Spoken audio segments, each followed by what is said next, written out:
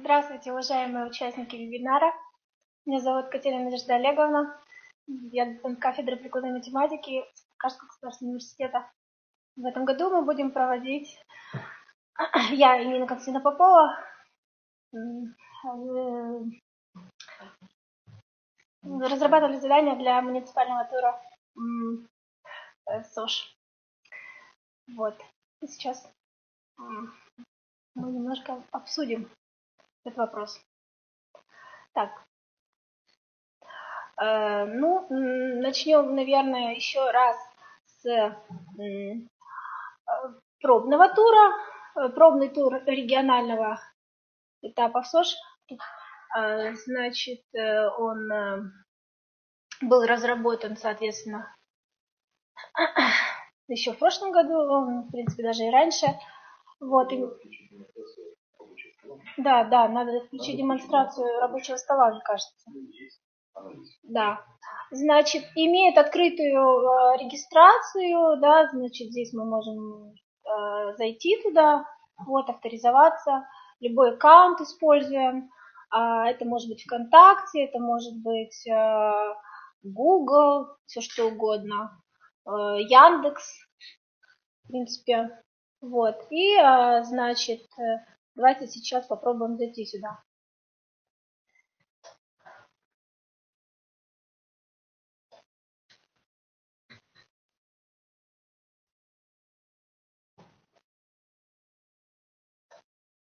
Итак, мы участвуем в соревновании, мы можем делать по ссылке. Вот. Первая задача – это сумма. Вот. И мы можем набирать код прямо в окошке, в редакторе, либо мы можем выбирать файл вот, с помощью кнопки «Выбрать». Компиляторы здесь все самые важные присутствуют. Это C++, это FreePascal, это Pascal ABC, это Python 2.7, Python 3.2, Python 3.4. Вот все это здесь присутствует.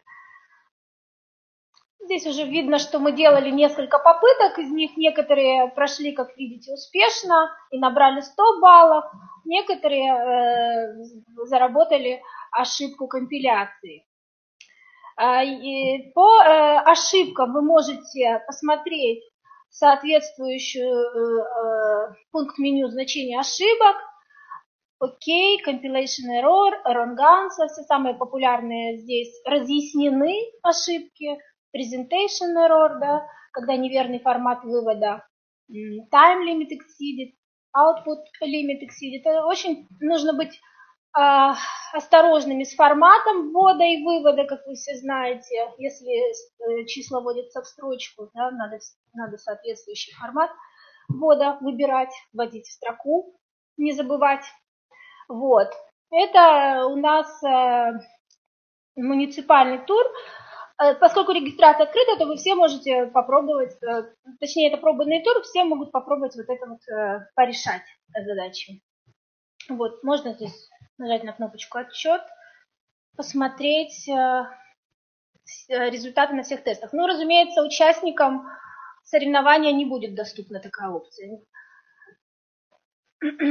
Итак, что можно еще рассказать про Яндекс.Контест, чего, в принципе, не знаете? Мне кажется, уже, в принципе, мы обсудили большую часть вопросов. Оценивание решений у нас будет по 100-бальной системе. Каждая задача имеет систему тестов. Если все тесты проходят, то задача получает 100 баллов. Если частичное решение, значит соответствующее количество баллов. Оценивание будет проходить по лучшей попытке. Вот, если участник сделал несколько попыток, будет засчитан самое лучшее. Попыток может быть достаточно много. На региональном туре в прошлом году это было 100. Вот. Доступ к интернету, вообще говоря, должен быть перекрыт во время проведения Олимпиады. И соответствующие настройки можно увидеть по ссылочке, которая была разослана в документе Word памятки. Так. Соревнование будет проходить, насколько мы решили, с 10 утра в следующую субботу. И для 7-8 классов будет 4 часа длиться, а для 9-11 5 часов по правилам. Должно быть не больше 4 часов для 7-8 классов и не больше 5 часов для 9-11. Но здесь, возможно, в принципе, варианты, может быть, и 4 часа тоже для 9-11, чтобы было одинаково, чтобы не было никаких утечек. Посмотрим. К интернету и вообще ко всем сайтам, кроме Яндекс.Контест, должен доступ в идеале быть перекрыт. Если настроить не получится, значит, нужно будет просто отслеживать, чтобы никто не выходил к интернету. Не выходил в интернет. Как настраивать, сейчас, в принципе, можно показать ссылочку, где лежат правила настройки. Давайте посмотрим на ссылочку.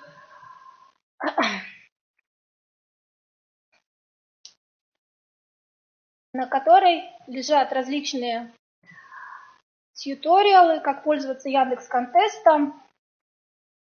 И сейчас, минуточку. Ссылочка довольно тяжелая.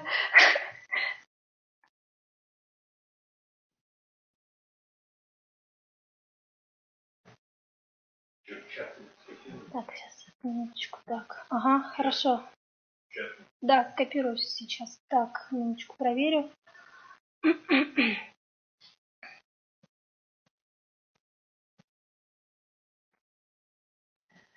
Так, сейчас. Минуточку. Да.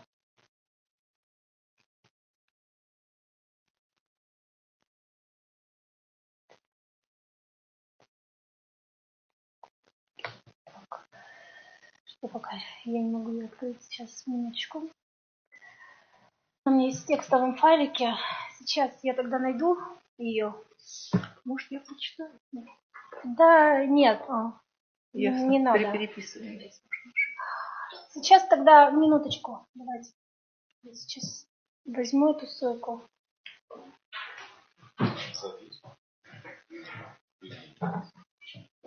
Вот пишут какие-то.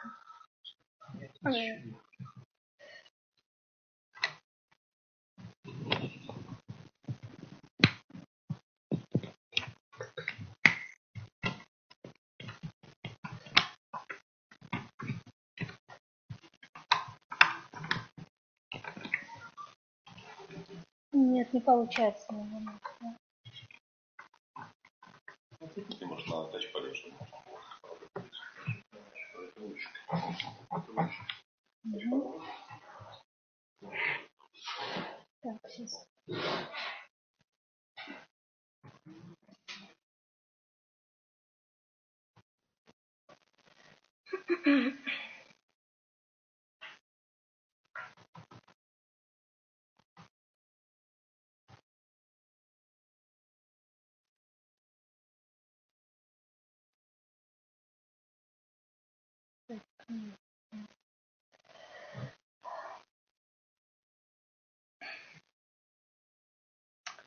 если что, объясним просто позже. Да, ну, в общем, сейчас я еще раз посмотрю. Так. Угу. Угу. Так. Один. Не, я вот тоже смотрю. Ссылочку.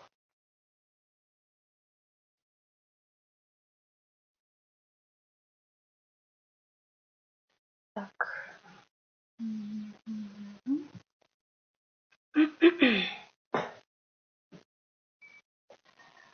Так, есть. Значит, вот такая вот ссылочка. Сейчас я ее скопирую в чат. Сейчас, минуточку.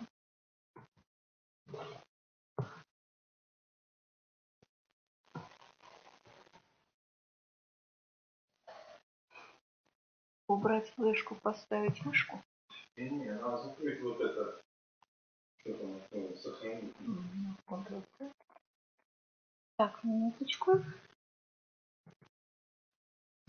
Вот она. Это ссылка. Так, значит, что здесь интересного? Здесь ограничение доступа к интернету в идеале, что должно быть сделано. И здесь еще инструкция по использованию платформы Яндекс.Контест детальная. Вот.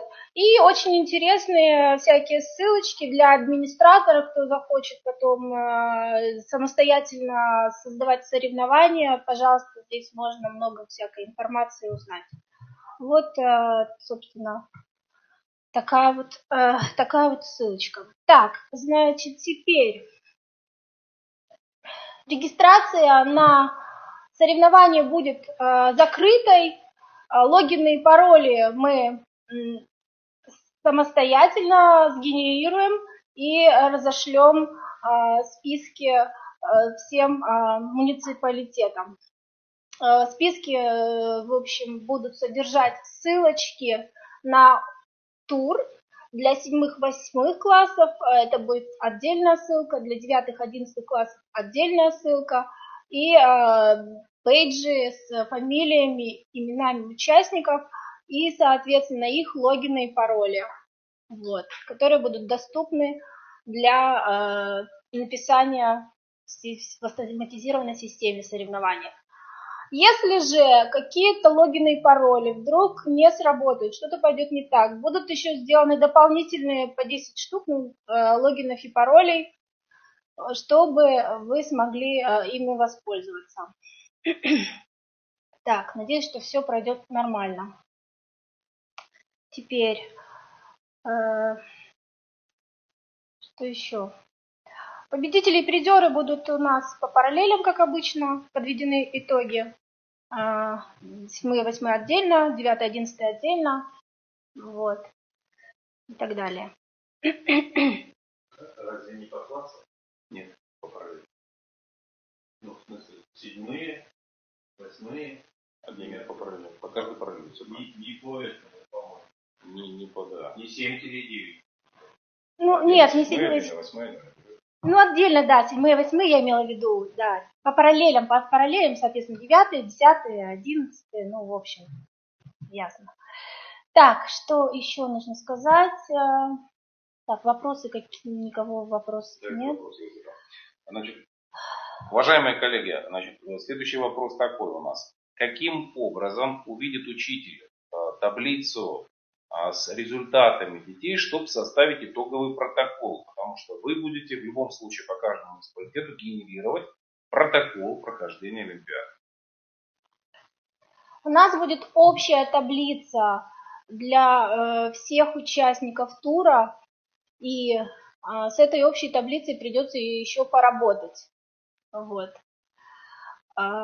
Поэтому подведение итогов, соответственно, будет осуществляться так. Вы будете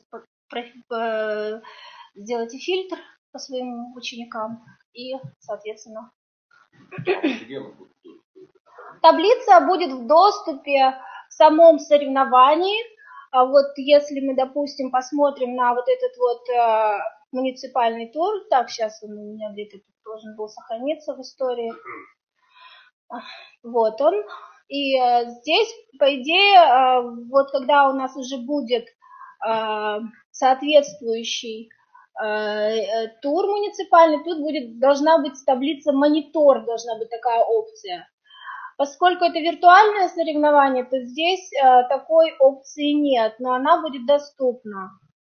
Монитор, и все могут, вот здесь вот будет ссылочка монитор, и вот в этом мониторе будет таблица, она будет доступна всем. То есть нужно будет учителю или председателю, вернее, комиссии тоже зайти с регистрационными данными, чтобы Да. он участником был этой олимпиады. Можно настроить так, чтобы, в принципе, эта таблица была доступна вообще всем, даже не зарегистрированным участникам. Так что мы сделаем настройки таким образом. Да, и там же будут дополнительные логины и пароли, значит, которые можно будет использовать в целях просмотра монитора. В мониторе будут, соответственно, ФИО, результаты и все остальное. Списки предоставляет школа или управление ДП? Списки предоставляют, ну вот мне, по крайней мере, их предоставляет КРИРО. Кто предоставил КРИРО, в принципе, я не знаю. Кто предоставил вам, я не знаю. Я просто, значит, вот сотрудничаю, и я попросила списки. Мне дали списки тех муниципалитетов, которые уже их отправили. Некоторые муниципалитеты, конечно, еще не отправили эти списки. И КРИРО, Центр развития образования. И я надеюсь, что все в понедельник уже отправят. Потому что чем раньше вы отправите, тем быстрее мы сделаем регистрацию. Что касается, как там это на местном уровне происходит, честно говоря, мне это неизвестно. Как получить логин и пароли в физмат-лицее? Физмат-лицей уже предоставил список участников. Лицей при СГУ уже предоставил список участников, так что проблем никаких нет. Списки есть, значит, логины и пароли сегодня будут сгенерированы, и я их уже либо сегодня, либо завтра отправлю обратно, и, соответственно, лицей получит свои бейджики. То есть они получат на электронную почту? На электронную почту лицея получат, да, все верно. Да. Как физмат-лицей? Вы тогда свою почту укажите и, наверное, свой телефон, скайп, чекинг. Да, им выслал. Нет, списки они уже выслали. Физмат-лицей? Да, выслал список. У меня уже есть список физмат-лицея, лицея при СГУ. Но я укажу все равно, тем не менее, продублирую. Чтобы, мало ли, вдруг там ошибка, если будут какие-то несостыковки, чтобы можно было это устранить. Потому что в прошлом году, по крайней мере, в региональном этапе были несостыковки списков. Сначала там 31 участок, потом 30. В общем. Так.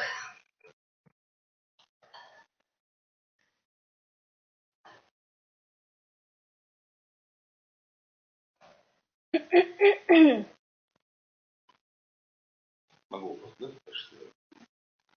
У меня вопрос следующий. Есть ли особенности программы при оформлении ввода или вывода данных через файл или надо запрашивать, соответственно, систему? Ну, это как раз очень легкий вопрос.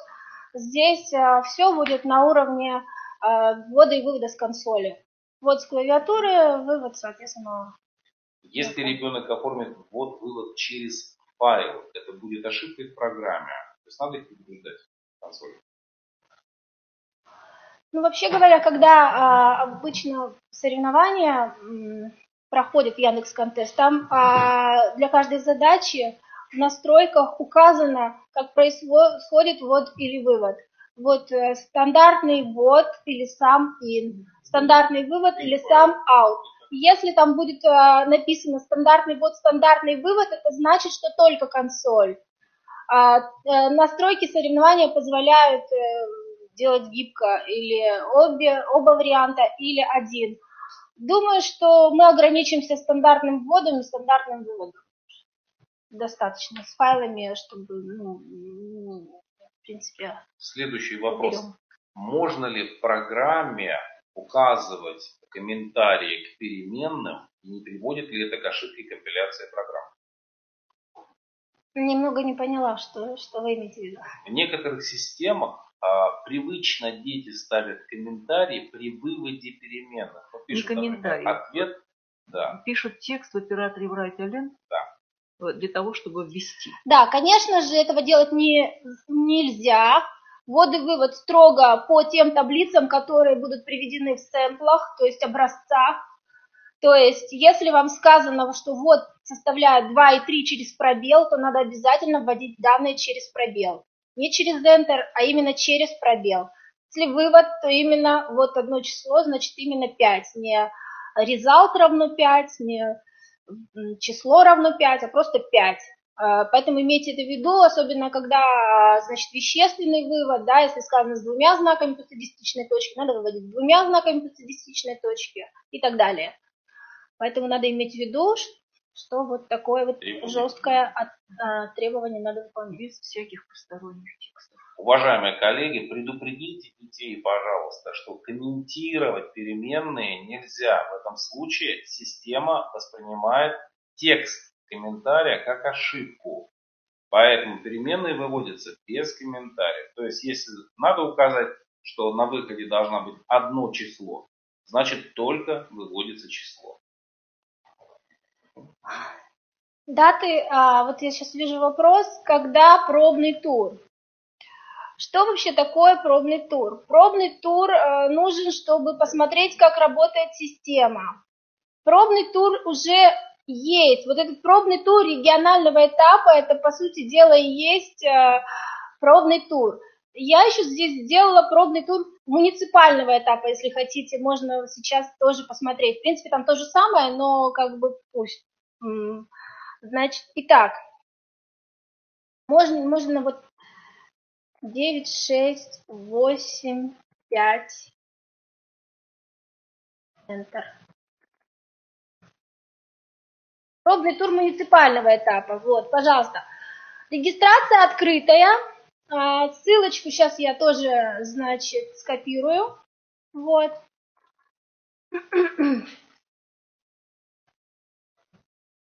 Так, что тут у нас есть? У нас тут есть задача. Задача. Ну, открывается. Гипотенуза.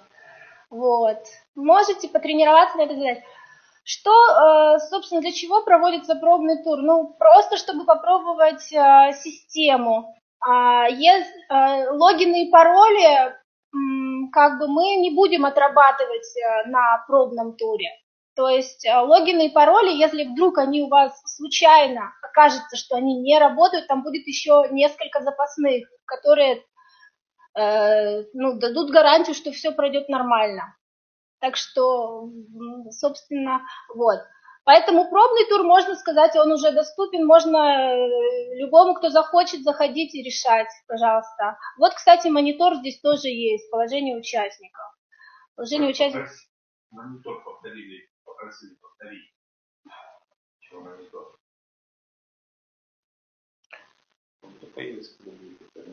Да. Более подробно про монитор. Монитор, более подробно. Так, что здесь можно сказать про монитор более подробно? Ну, выглядеть он будет примерно вот так. Сейчас скажу, как он будет выглядеть.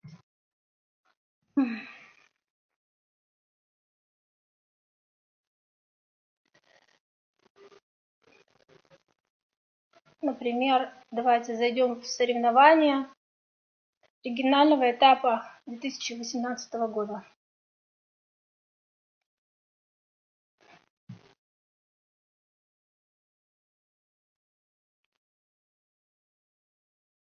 Монитор. Вот подобная таблица будет доступна всем организаторам муниципального этапа на местах. Вот. Видите, здесь есть очки, здесь есть фамилия, имя, класс. Можно тут еще будет и регион соответствующий. Регионы. Посмотрим, как лучше будет оформить информацию. Монитор формируется в режиме онлайн. Сдалась задача, в мониторе информация обновляется сразу. Это, да, так и есть. Значит, монитор немножко может запаздывать. Чуть-чуть может запаздывать результаты в мониторе. Вот, но в целом как бы... Буквально секунду. Да. И потом он будет доступен после соревнования. Когда фильтрация пропустит,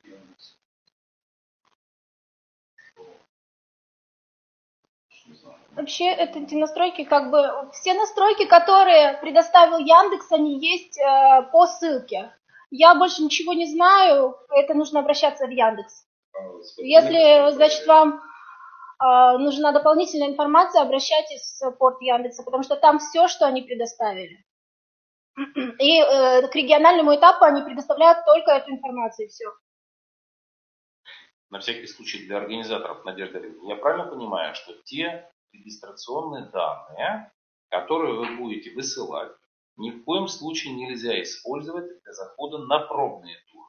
Они должны использоваться только для, условно говоря, боевого тура, правильно?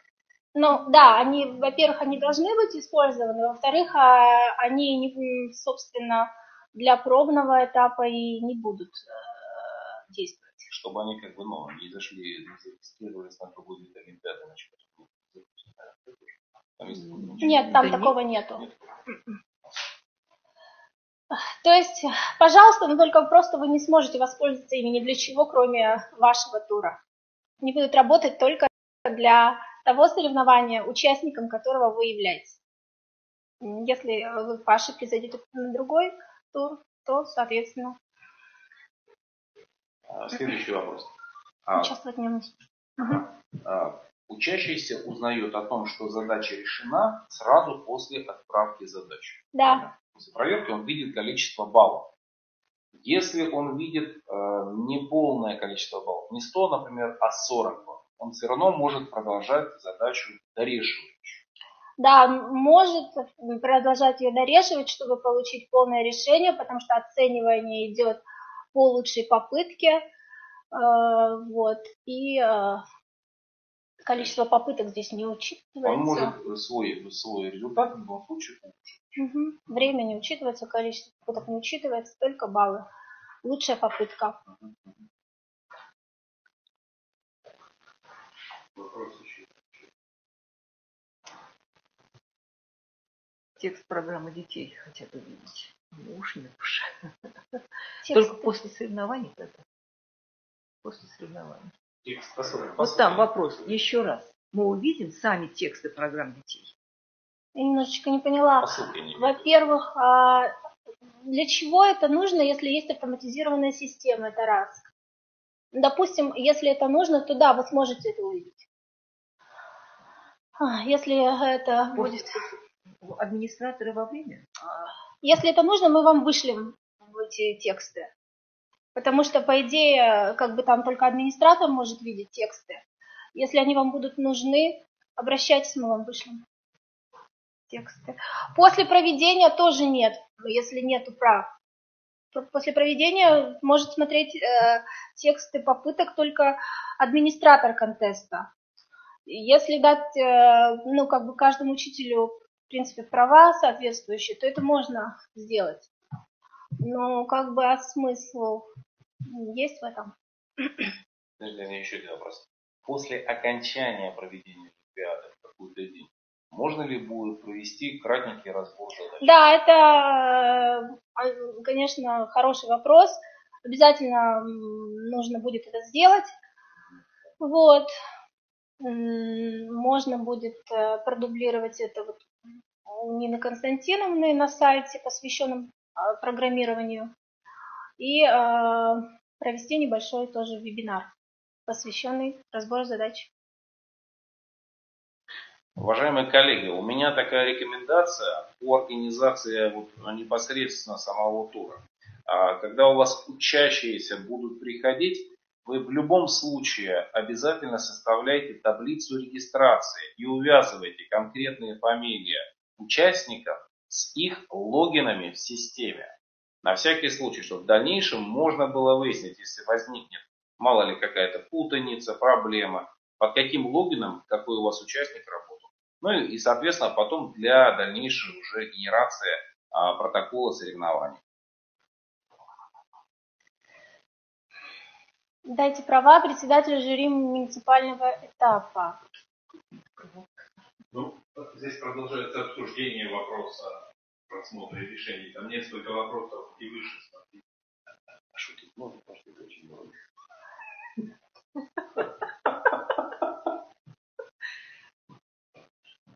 Да я шучу.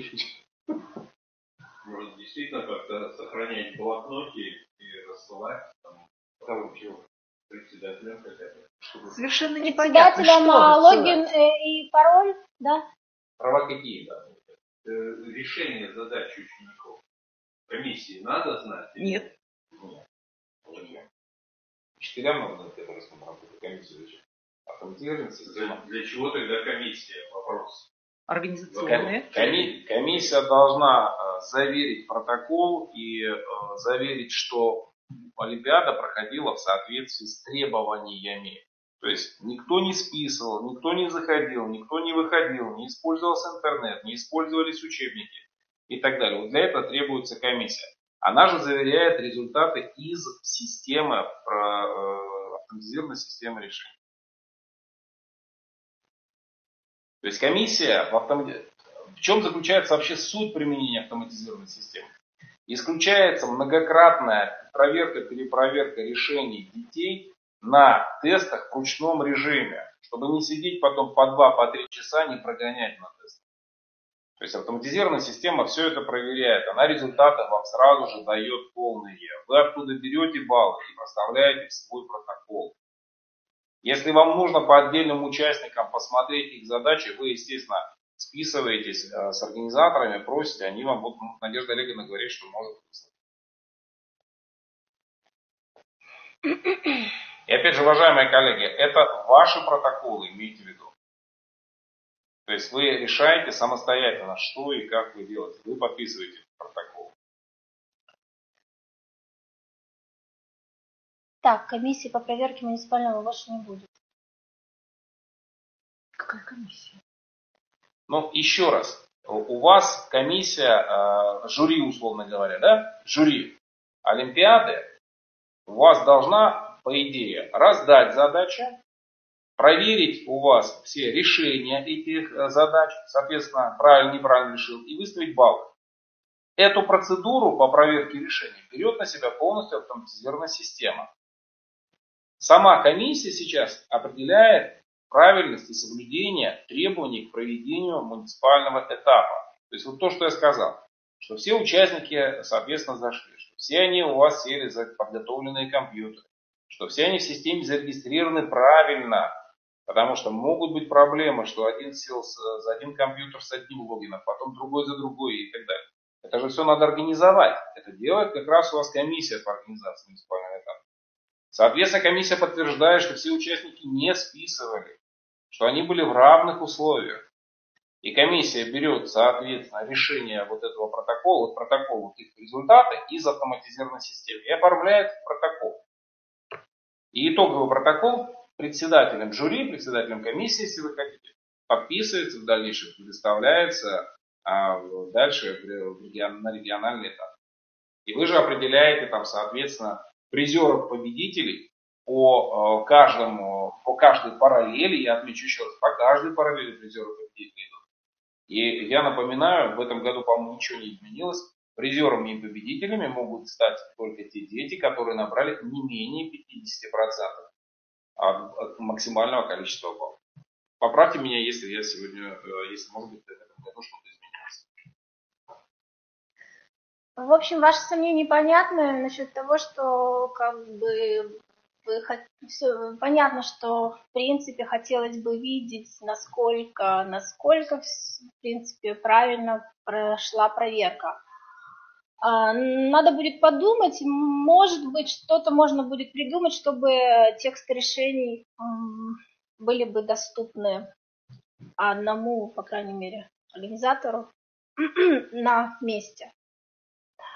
Здесь нужно будет, конечно, посмотреть в настройках, как это все сделать таким образом, чтобы не было утечки текстов заданий до тура и всего прочего. Можно мне ответить Анне Зайцевой, которая спрашивает, получается, что жюри подпишет какие-то цифры, не зная, что решили, что нет. Но это совершенно не так. Жюри имеет доступ к монитору. В мониторе четко указано, какой процент решения выдало, какой процент правильных тестов выдало решение участника. То есть в мониторе будет полная информация о том, какой участник, какую задачу, в каком объеме решил, сколько баллов получил. Какие проблемы возникли у участников Олимпиады? Вот это вот очень интересный вопрос. И для ответа на этот вопрос как раз и нужен разбор заданий. Нужен разбор заданий. Когда вы будете просматривать, в общем, там же будут запасные логины и пароли, вы можете зайти, последний логин и пароль можете использовать для того, чтобы зайти в соревнования и следить за отсылкой попыток, за отсылкой решений и смотреть, какие вердикты участники получают на своих решениях. По вердикту вы можете судить, с какими проблемами они столкнулись. Вердикт полностью описывает проблему. Неправильный ответ, неправильный формат вывода, если это какой-то текст выведен, неправильный формат вывода. Например, нужно число выведен текст. Если это, например, тайм-лимит, участник использует алгоритм неоптимальный. Это memory limit, если слишком много там данных и так далее. Все это будет написано в соответствующие ссылочки попытки участников. То есть, в принципе, вы сможете понять, с какими проблемами они столкнулись. Это формальные вещи, а вот по факту недостаточные знания алгоритмов сортировок, алгоритмов поиска, алгоритмов работы со строками, вот это уже содержательный разбор заданий. Хорошо, мы дадим права руководителям там, ГМО муниципалитета. Еще такой вопрос, тем, у кого проблемы с интернетом. Будут ли бумажные тексты? Бумажные тексты, да, бумажные тексты есть. И тесты тоже будут высланы после Олимпиады. Они будут проводить и в своем режиме. Участники напишут, потом мы вышлем тесты сразу же в последние 5 минут. Я просто не хочу тесты заранее высылать, но мы вышлем их в самом конце Олимпиады. И по тестам можете проверить сами программы, правильно они или нет. Или вы можете проверить просто по... Нет, так лучше, конечно, по тем тестам, которые у нас для каждой задачи предусмотрены. Тесты мы вышлем. Наверное, не просто лучше, а обязательно. Потому что я сказала, да, обязательно. Да, я не сказала не лучше, а обязательно, да, конечно. То есть те муниципалитеты, которые будут проводить не Яндекс теста, должны подать вам заявку или письмо какое-то, чтобы не Тесты будут высланы, по идее, вообще говоря, во все, да, всем. Там был вопрос еще, проверка идет до первой ошибки. Проверка идет, да, до первой ошибки. Или проверяется на наборе тестов или до первой ошибки?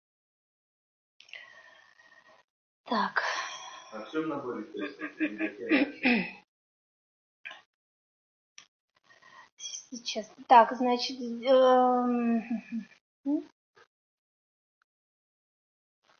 Там же режим Олимпиады.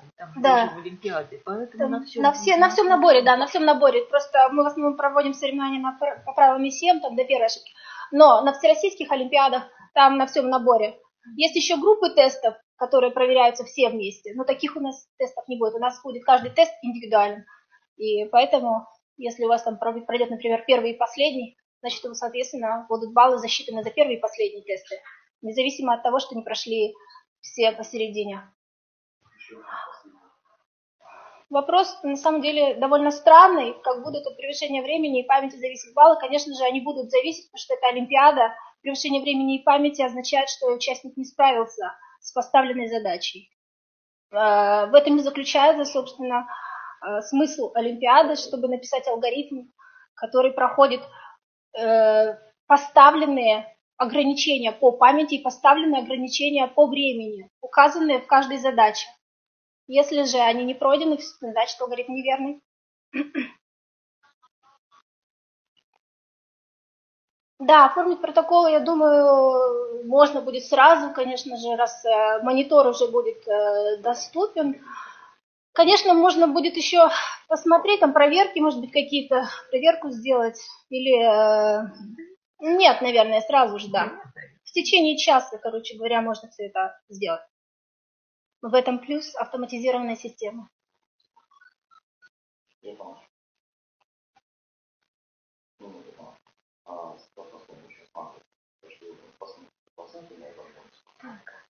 Вот тут Аркадий Шорохов спрашивает, просит, дайте права. Нельзя ли уточнить, какие права хочет получить Аркадий Шорохов?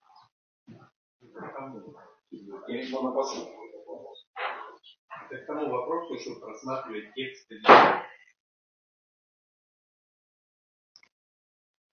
Я не могу сказать, что это за ситуации такие, когда из 10 тестов 2 прошли с превышением, из 100 баллов система ставит 4-10.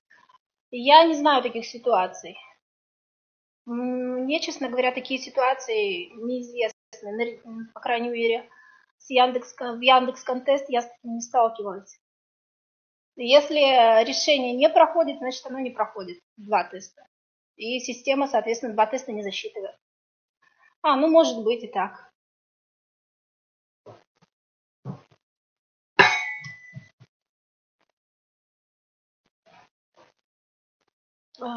Так.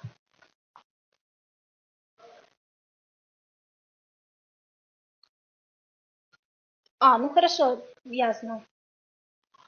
На Яндекс.Контест таких проблем, насколько я знаю, нет.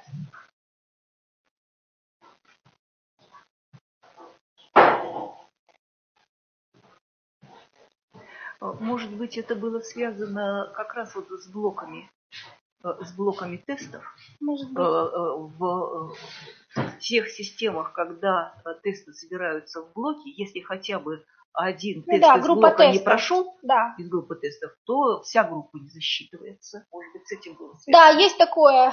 Но это не ошибка системы, а это так и задуманная группа. Когда группа тестов, часто бывает, что на группе тестов, если хотя бы один тест не проходит, то вся группа не засчитывается. Но у нас таких тестов не будет, каждый тест отдельно.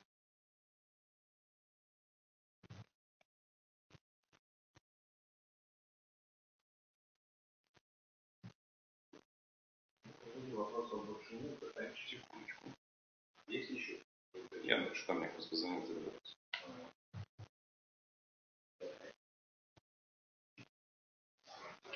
Вот как вот такой вопрос. Можно ли вот так сделать? Есть, да, конечно, мы сделаем. Вопрос зачитайте. Председателям жюри муниципалитета хотелось бы получить доступ к посылкам детей после окончания Олимпиады. Да, сделаем. Значит, будем делать это следующим образом. Когда я пошлю вот эти вот бейджики, последний бейджик, логин и пароль, будет бейджик для председателя жюри. И председатель жюри может использовать его в своих целях для того, чтобы посмотреть все решения детей.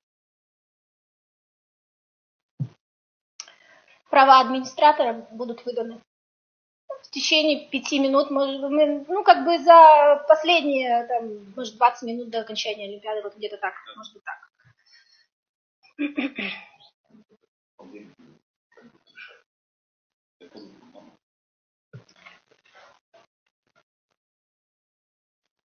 Можно видео включить.